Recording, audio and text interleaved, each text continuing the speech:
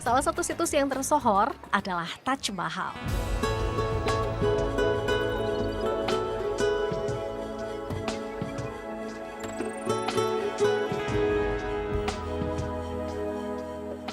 Taj Mahal berada di kota Agra, Provinsi Uttar Pradesh. Saya harus membayar Rp1.000 atau sekitar Rp200.000 untuk bisa masuk.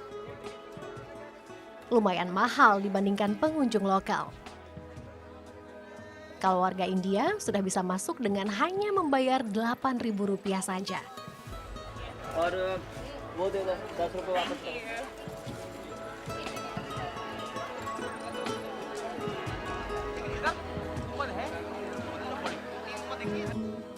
Hari masih pagi, tapi pengunjung Taj Mahal sudah penuh. Setiap tahun lebih dari 6 juta pengunjung mendatangi tempat ini.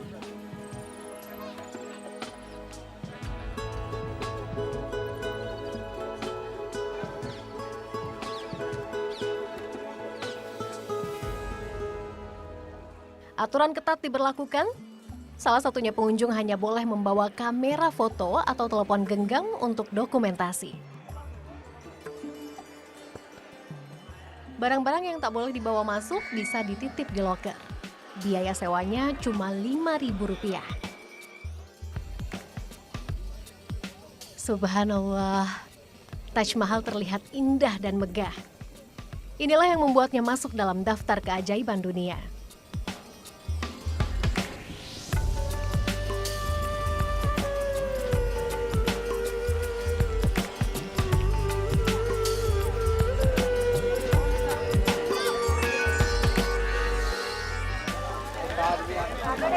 Nah, sebagai satu dari 7 keajaiban dunia, Taj Mahal ini disebut sebagai bangunan yang paling simetris. Jadi keempat sisi Taj Mahal itu bentuk, rupa maupun ukurannya sama persis.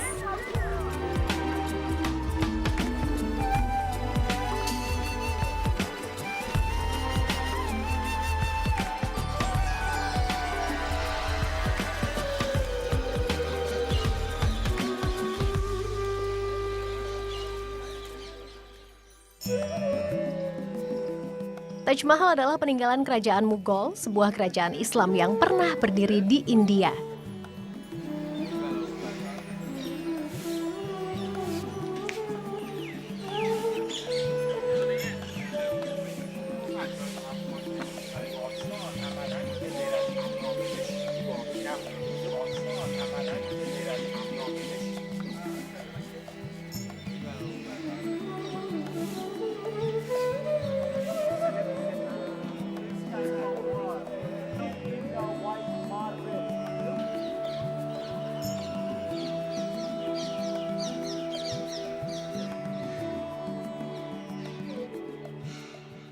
Pembangunannya dimulai dari tahun 1632 dan baru selesai 22 tahun kemudian.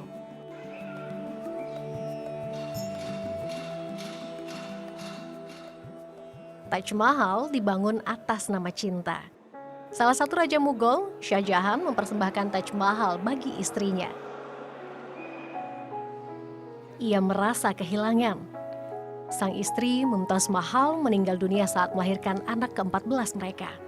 Dan makamnya berada di bagian dalam gedung.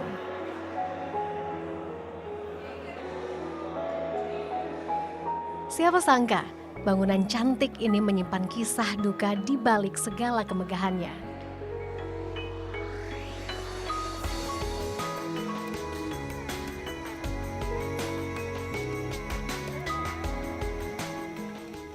Taj Mahal menempati area seluas sekitar 22 hektar.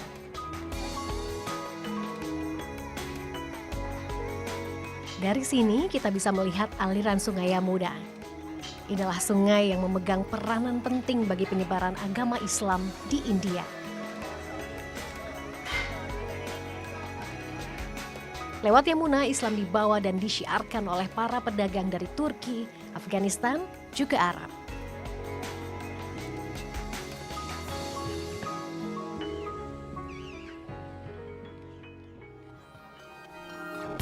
लब पे आती है दुआ बन के तमन्ना मेरी।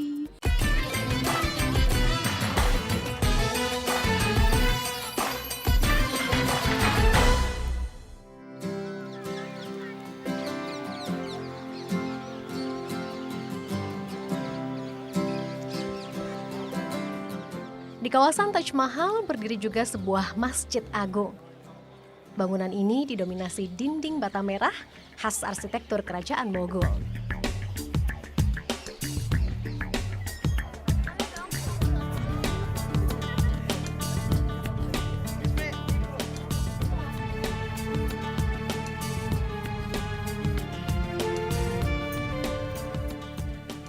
Sebagian pengunjung Taj Mahal meluangkan waktu melakukan sholat di sini. Sayang, saya tak bisa melakukannya. Sebab di India, seorang perempuan tak lazim melaksanakan ibadah di masjid.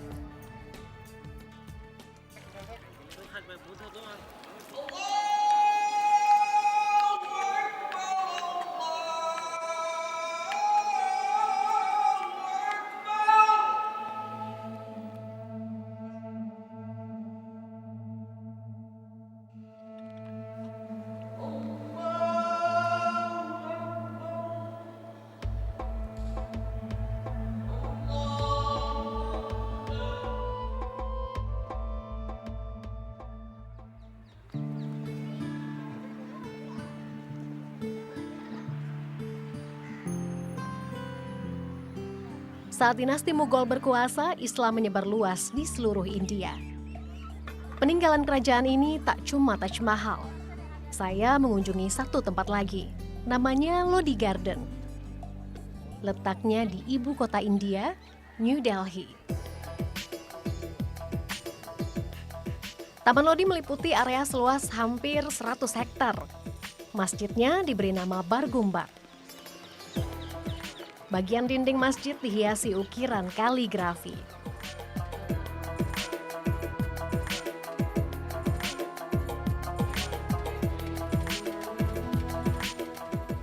Sementara bangunan makam keluarga kerajaan diberi nama Shish Gumbad.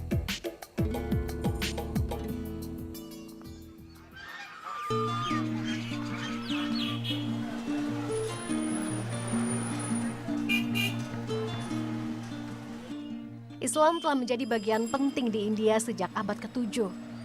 Jumlah pemeluknya di negeri ini terus bertambah. Kini sekitar 16,4% penduduk India adalah warga Muslim.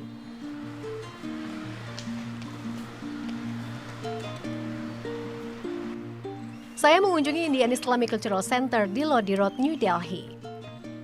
Hidup sebagai minoritas, toleransi menjadi kunci utama untuk bisa berdampingan dengan damai.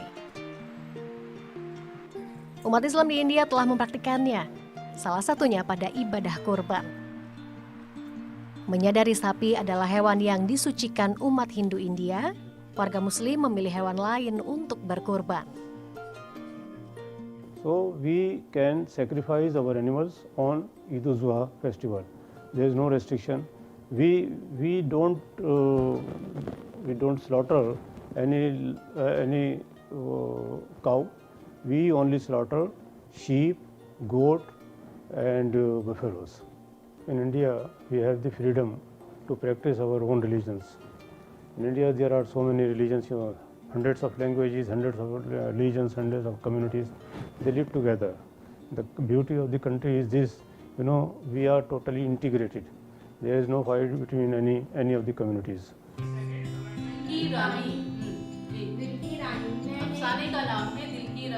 Di sini saya melihat kebersamaan umat beragama.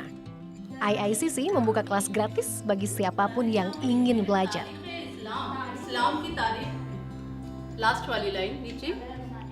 Tak cuma belajar agama Islam, beragam materi ilmiah hingga bahasa bisa dipelajari. Yang menarik buat saya adalah kelas bahasa Urdu. Inilah bahasa yang digunakan mayoritas Muslim India. Banyak warga non-Muslim yang berminat mempelajarinya.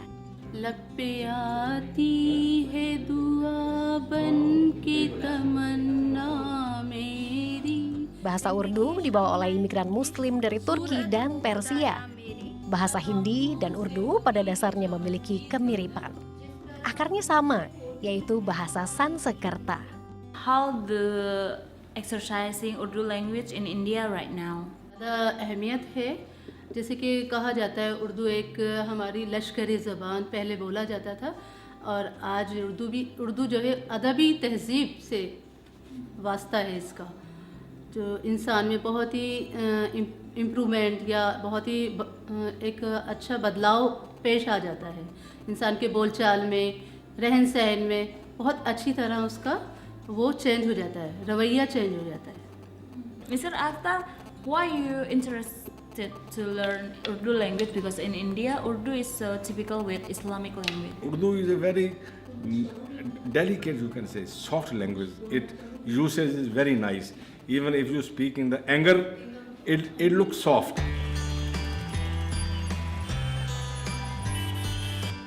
Pendidikan memang menjadi cara mudah untuk mengenalkan Islam. Terlebih di India, di mana Islam menjadi corak di antara mayoritas masyarakatnya.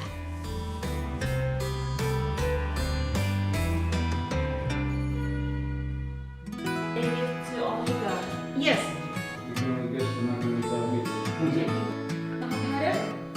Translation by Beaver. This is translation by.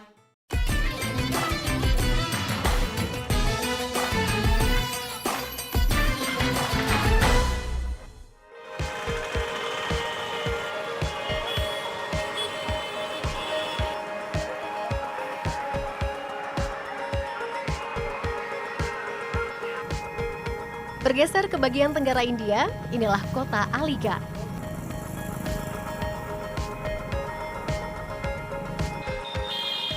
Berbeda dengan wilayah India pada umumnya, di kota ini mayoritas penduduknya beragama Islam. Aligarh dikenal sebagai kota pendidikan. Suasananya jauh lebih tenang dibanding kota lain di India yang saya kunjungi. Banyaknya pelajar di Aligarh tak lepas dari keberadaan Aligarh Muslim University atau biasa disebut dengan AMU. Inilah universitas Islam tertua di India.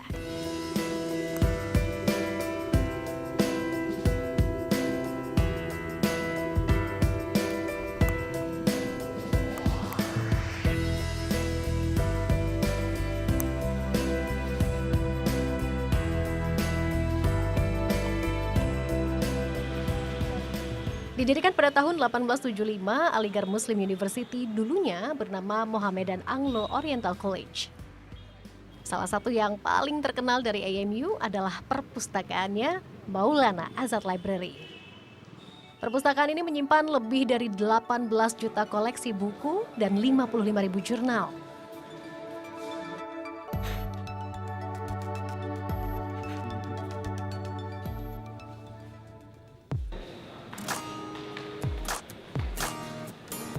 Selain terkenal dengan koleksi bukunya yang lengkap, perpustakaan juga memiliki banyak manuskrip kuno. Peninggalan berharga ini disimpan dalam ruangan khusus dan tak bisa diakses sembarang orang. Beruntung saya diberi kesempatan untuk melihat langsung. This is our manuscript division. We are having about 16,000 manuscripts. 16,000? Yes, more than 16,000. And these are the very rare manuscripts which have been displayed over here.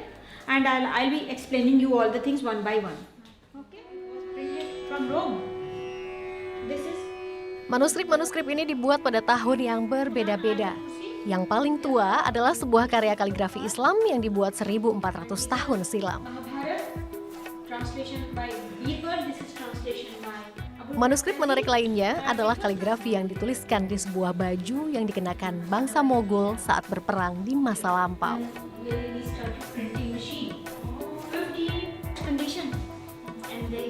Melihat satu persatu karya Islami ini membuat saya berdecak kagum. Tak heran bila ini disebut-sebut sebagai harta karun Aligarh Muslim University.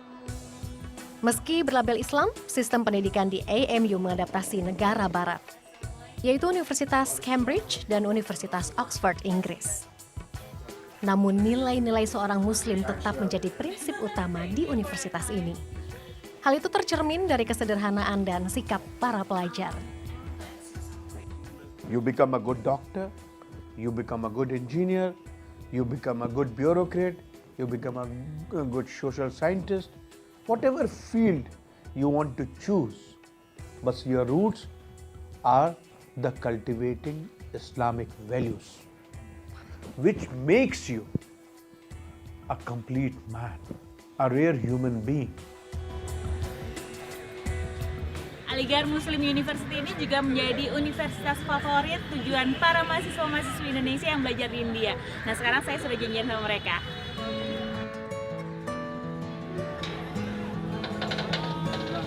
Agak mantap kan?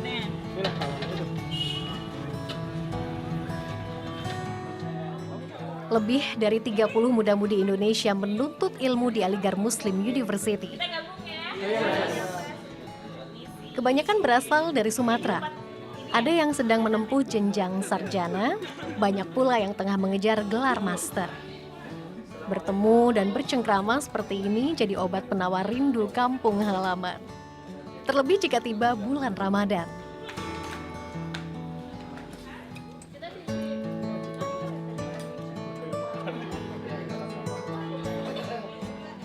Udah jauh berbeda sih Mbak kayak di Indonesia karena kan Aligarh itu mayoritas Muslim. Nah jadi suasana Ramadan dengan di Indonesia hampir sama dengan di Indonesia. Jadi kita sedikit diuntungkan sih sebenarnya kuliah di Aligarh. Jauh berbeda dengan di kota-kota besar seperti Delhi. Kalau di Aligarh pas Ramadan tajilnya ya sama sih sebenarnya kayak goreng-gorengan gitu juga. Ada agar-agar, cuma ya rasanya berbeda.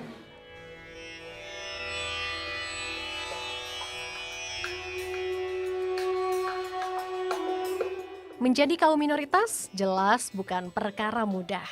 Tapi semangat untuk terus menjunjung nilai-nilai keislaman dalam hidup jelas wajib hukumnya bagi seorang muslim.